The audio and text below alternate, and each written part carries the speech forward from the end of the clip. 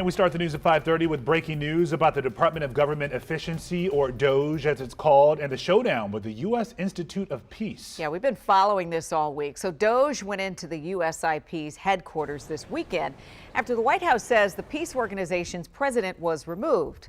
Well, you saw how what played out this week, and USIP's board members filed a lawsuit this morning. And then within an hour, a judge had made a ruling siding with DOGE and the White House.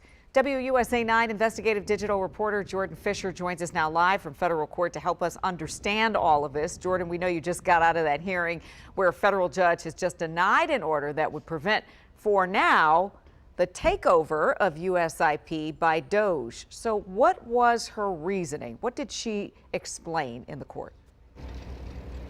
Yeah, Leslie, the Judge Beryl House said she was offended by how the Trump administration and DOGE sort of forced its way into USIP earlier this week using law enforcement officers from 3 different agencies. But she said the structure of the agency itself led her to question whether the plaintiffs here, which are 5 of the fired board members, were likely to succeed on the merit. And part of that is because of how Congress set it up. It's an independent, nonpartisan charitable organization, but it has all of these features of a traditional federal agency. It answers to FOIA, it receives funding from Congress. Its board members are nominated by the president and approved by Senate. And she said all of that gave her pause and led her to think that an emergency order just wasn't warranted yet.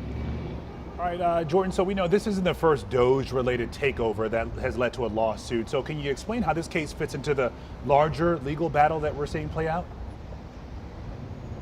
Right, we've seen lawsuits similar to this being filed almost every day for the last several months. That's agencies like the U.S. African Development Foundation, USAID, of course, the Agency for International Development, and all of that relates to the Trump administration's effort, helmed by billionaire Elon Musk, to reduce the size of the federal workforce.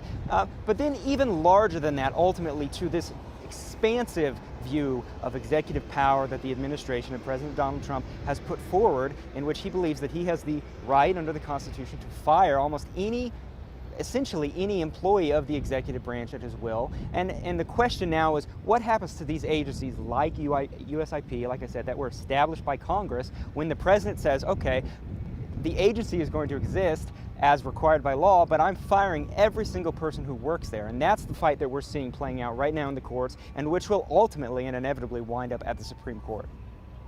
Many of those cases may end up there. All right, Jordan Fisher, we know you and the rest of our team will be bringing us these updates. We'll have them for you on WUSA9.com and our free WUSA 9 app.